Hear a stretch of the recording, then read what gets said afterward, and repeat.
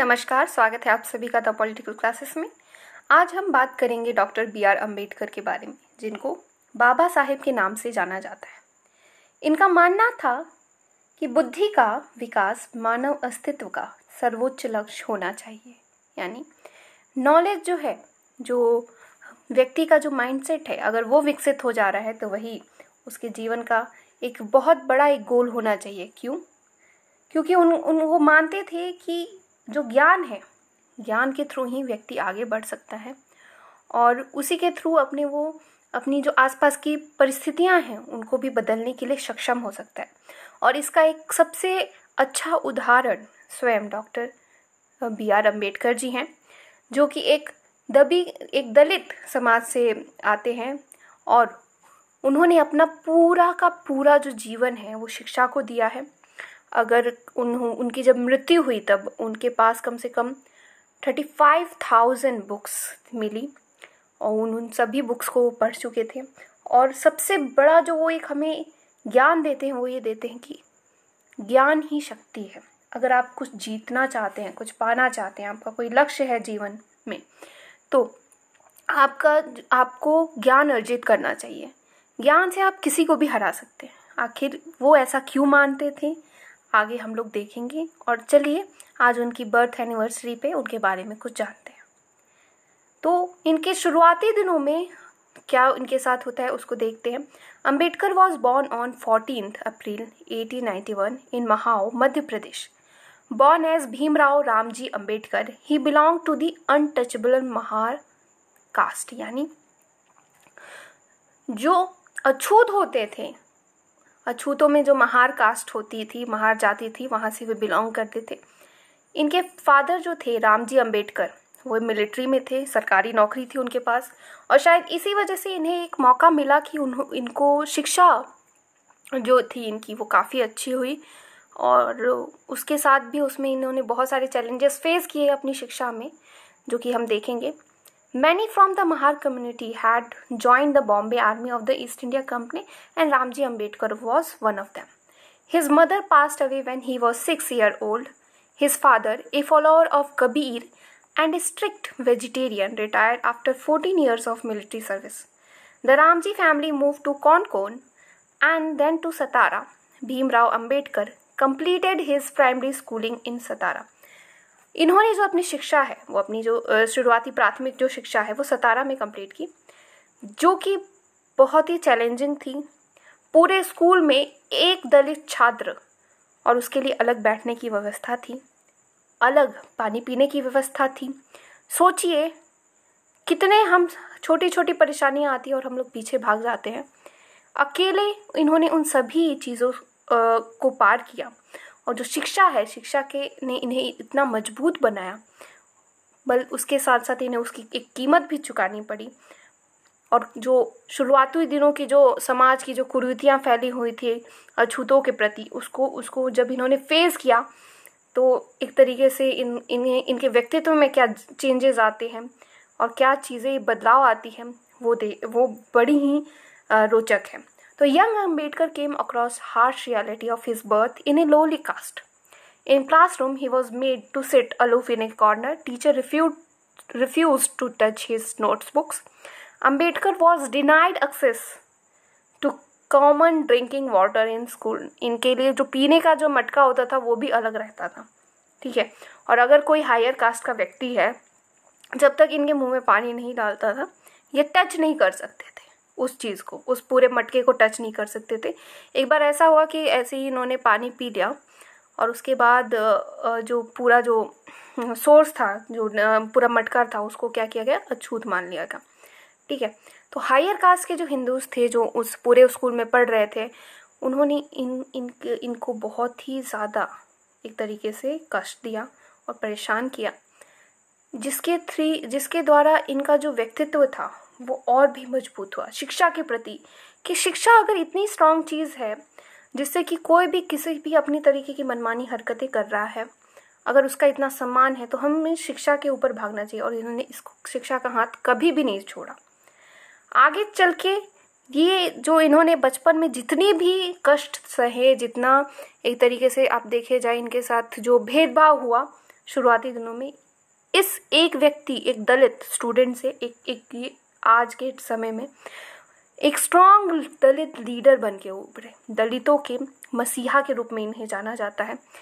और इन्होंने कहा कि अगर दलितों को मुक्त होना है, अगर उन्हें दलितों को मुक्त होना है या किसी व्यक्ति को कुछ भी अगर पाना है, तो उन्हें ये मान के चलना होगा कि शिक्षा जो है वह शेरनी का वो दूध है जिसको पी के कोई भी चीज़ें बदल सकता है और समाज में बदलाव ला सकता है। Then he was a leader of Dalit, the principal architect of Indian Constitution and Independent India, first law minister। यह हमारे स्वतंत्र भारत के पहले कानून मंत्री थे और इनसे अधिक पढ़ा लिखा का हमारी पूरी संविधान सभा में अगर कहा जाए तो इनसे अधिक पढ़ा लिखा कोई भी व्यक्ति नहीं था। इनके आसपास भटकने तक भी कोई भी ऐसा व्यक्ति नहीं था जो कि उनकी शिक्षा शिक्षा को के आसपास भी कोई हो। इतने ज़्यादा ये पढ़े लिखे थे, 2 डिग्रियां थी इनके पास इकोनॉमिक्स की। मतलब कि इनका तो व्यक्तित्व ऐसा था कि ये सुबह उठते थे, कपड़े नहा धो के तुरंत किताब पढ़ते थे, फिर कहीं आना जाना नहीं पसंद करते थे और सबसे ज़्यादा जो समय ये बिताते थे ये अपनी किताबों के साथ बिताते थे। एक टाइम पे बहुत ही एक बड़े सज्जन हैं, वो कहते हैं कि इनके पास 25,000 किताबें थीं और मृत्यु के समय 35,000 के लगभग किताबें थी। और ये अपनी किताबें किसी को देते नहीं थे, जिनको पढ़ना है वो खुद आए और पढ़े। ठीक है, तो इसलिए ये एक बहुत बड़ा जब सवाल लोग उठाते हैं किसने कॉन्स्टिट्यूशन बनाया, दलितों के लिए ऐसे किया, राइट्स किए, वैसे राइट्स किए, उस वक्त हमें ये देखना चाहिए कि वो इतने पढ़े लिखे थे, उन्होंने इतनी मुश्किलों से ये सभी चीज़ें हासिल की।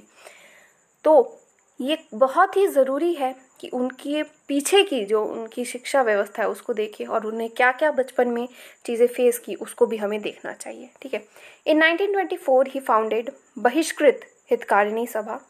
इन 1927 he founded Samaj Sainik Dal and Samaj Samta Sangh. In 1927 he started Satyagraha in Mahad to draw water from the Kodar tank of the town for Dalits. In 1930s arranged symbolic demonstrations to enter the Kalaram temple in Nasik. Launched movement against Dalit discrimination through his writing in several periodicals such as Moknayak, Vaishkrit Bharat and equality जनता। ये जो इनके कुछ जो एक तरीके से पत्रिकाएं थी, इनके थ्रू हमेशा इन्होंने जो दलितों के साथ भेदभाव हो रहा है, जो उनके साथ जो एक तरीके से दुर्व्यवहार किया जा रहा है, उसको हमेशा उजागरित करने की कोशिश की। कई बार ऐसा होता है कि जो कुछ लोग आगे बढ़ जाते हैं, ज़्यादा पढ़े लिखे हो जाते हैं, किसी भी समाज के हों, दलितों के समाज के हों या फिर राजपूतों के समाज, शूद्रों के, किसी भी कास्ट के हों, वो लोग जनरली अपने पुरानी पीढ़ियों को भूल जाते हैं। पर ये एक ऐसे नेता थे जिन्होंने भूला नहीं और उन्होंने अपने समाज के उत्थान के लिए एड़ी चोटी का जोर लगाकर काम किया और जितना हो सके उतना भरसक प्रयास किया दलितों के उत्थान के लिए।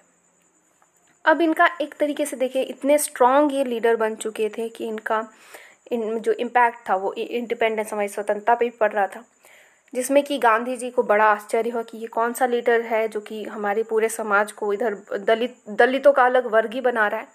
और इनका हमेशा कॉन्फ्लिक्ट रहता था क्योंकि जो गांधी जी थे वो बहुत ही रूढ़िवादी विचार थे, वो वर्ण व्यवस्था को मानते थे। इस तरीके से इनका जो एक तरीके से अम्बेडकर का और गांधी जी का बड़ा ही बहुत दोनों अम्बेडकर जी बहुत अगेंस्ट थे गांधी जी के। ठीक है, क्योंकि वो मानते थे कि आप पढ़े लिखे, आप बीए कीजिए, एमए कीजिए, पीएचडी कीजिए, पर आपका काम सफाई करना है, ये गांधी जी का कहना था। पर अंबेडकर जी ने कहा तो इससे तो आप क्या बदलाव ही क्या लाते, आप कैसी स्वतंत्रता ला रहे हैं जो कि समाज में ब्रिटिशर्स के जाने के बाद भी बनी रहेगी, आप कैसा माइंडसेट बना रहे हैं। तो इस पे हमेशा उनका डॉक्टर भीमराव अंबेडकर को बहुत मनाया गया। फिर उनको कहा गया कि नहीं, अब दलितों के लिए काम किया जाएगा।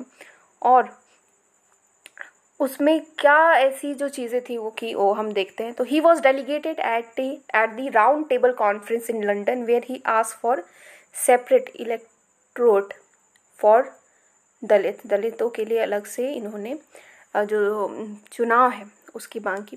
And in 1932 the Poona pact was sign between doctor Ambedkar and Pandit Madan Mohan Malaviya to ensure reservation of seats for untouchable caste, यानी जो अछूत है उनके लिए, जो पूरी जो जाति थी उनके लिए अलग से जो सीटें हैं वो रिजर्व की गई in the provisions legislator with in the general electorate. In 1936, Ambedkar founded the Independent Labour Party, which later transformed into the All India Scheduled Caste Federation. In 1942, he was appointed Labour member in the Victory Executive Council.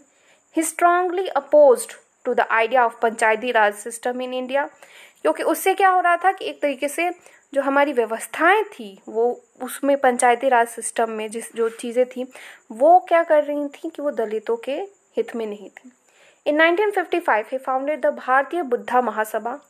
He converted to Buddhism on 14th October 1956 at दीक्षा भूमि नागपुर.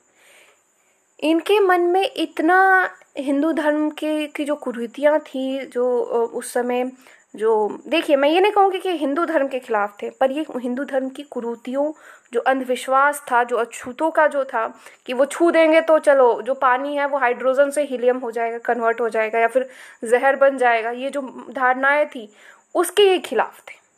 ठीक है, किसी को इतना दबा के रखना, even महिलाओं के लिए भी इन्होंने बहुत सारे काम किए, उनको एक तरीके से जनरली जो समान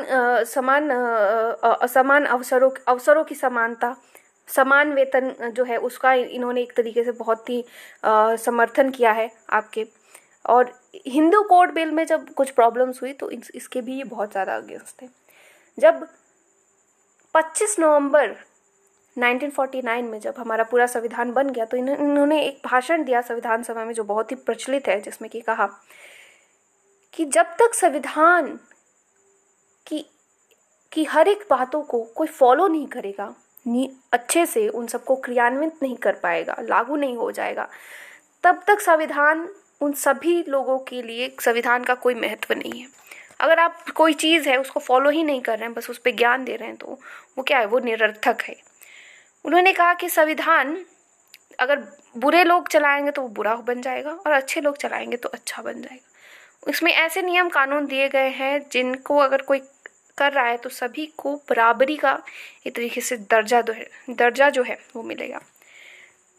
देन इनके जो कुछ मेन वर्क्स देख लेते हैं। Caste in India, their mechanism, genius and development, the problem of the rupee, its origin and its solution, the annihilation of caste, federation versus freedom, thoughts on Pakistan, Ranade, Gandhi and Jinnah, mister Gandhi and emancipation of untouchable. Because Gandhi ji जो थे वो जो अछूत थे उन्हें हरिजन कहते थे, पर उन्हें कभी बराबरी का दर्जा नहीं देते थे। और इस वजह से अगर कहा जाए तो गांधी जी की बहुत निंदा करनी चाहिए। ऊपर से अंबेडकर ये भी कहते हैं कि हमें किसी भी महान नेता का कृतज्ञ नहीं होना चाहिए, क्योंकि वो इतने सारे काम कर रहा है, वो इसका कार्य है, इस वजह से उसे लोकप्रियता मिल रही है और उसके पीछे हमें भागना नहीं चाहिए। ठीक है, हमें कभी भी अपनी खुद की जो शक्ति है, जो हमारी पावर है, वो किसी और को के आगे अंधविश्वासी की तरह नहीं समर्पित करना। ठीक है, हमें एक स्ट्रॉन्ग भारत चाहिए, हमें एक स्ट्रॉन्ग नेशन चाहिए। हमें गरीब और दबे कुचले वर्ग हैं, वो महिलाएं हों चाहे वो दलित हों, हर किसी का उत्थान होना बेहद ज़रूरी है अगर आप समाज का उत्थान चाह रहे हैं, जो कि केवल और केवल शिक्षा के द्वारा होगा और जो ज्ञान की शक्ति है उसके द्वारा हो पाएगा। तो ये था कुछ जो आप लोग को आज B.R. अम्बेडकर इतनी महान शख्सियत जो है, जिन्होंने हमारे पूरे संविधान का निर्माण किया और एक बहुत ही स्ट्रॉन्ग संविधान दिया हम सभी के लिए, तो उनके बारे में मैंने बताया आप सभी को। अगर आप और किसी टॉपिक पे चाहते हो तो प्लीज़ कमेंट बॉक्स में कमेंट करें। And thank you so much and all the best for your exams.